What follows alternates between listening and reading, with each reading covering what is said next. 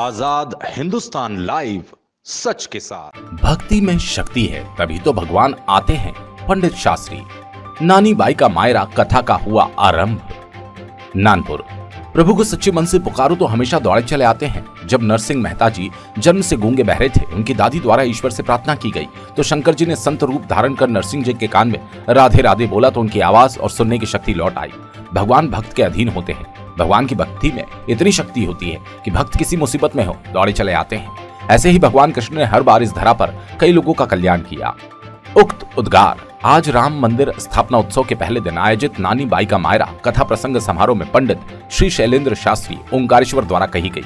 उन्होंने कहा किसी भी मंदिर में भगवान की मूर्ति खड़े स्वरूप में लगाई जाती है, उसका आशय है कि भगवान हमेशा भक्त की मुसीबत के समय दौड़े चले आते हैं।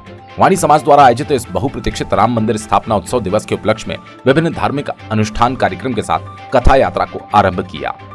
प्रारंभ में मुख्य यजमान वाणी समाज केंद्रीय समिति के पूर्व अध्यक्ष कैलाश समरतमल जी वाणी, श्री जितेंद्र प्रसाद रमन लाल जी वाणी और हरिओम रमेश चंद्र वाणी द्वारा राम मंदिर में विधिवत पूजन पाठ कर पौथी यात्रा ढोल बाजे के साथ कथा स्थल रामचौक तक लेकर पहुंचे, जहां जनसैलाब द्वारा पुष्प वर्षा कर पंडित श्री शास्त्री व्यासपीठ का अभिनंदन किया। इस अवसर पर सभी समाज प्रमुखों, संस्थाओं, संगठनों द्वारा पोथी पूजा के साथ पूज्य गुरुदेव का तिलक पूजन किया। साथ में आए हुए सभी संगीत कलाकारों का भी स्वागत अभिनंदन उपस्थित कथा समिति सदस्यों द्वारा किया गया। उल्लेखनीय है, श्री राम दरबार मंदिर स्थापना उत्सव में 3 दिवसीय आयोजन की कड़ी में प्रतिदिन रात्रि 8 बजे से कथा का आयोजन किया जा रहा है, जिसमें संगीतमय रूप में कथा का विस्तृत वर्णन पंडित श्री शास्त्री द्वारा बड़े ही सुंदर शब्दों में सुमधुर वाणी के साथ प्रस्तुत किया जा रहा है।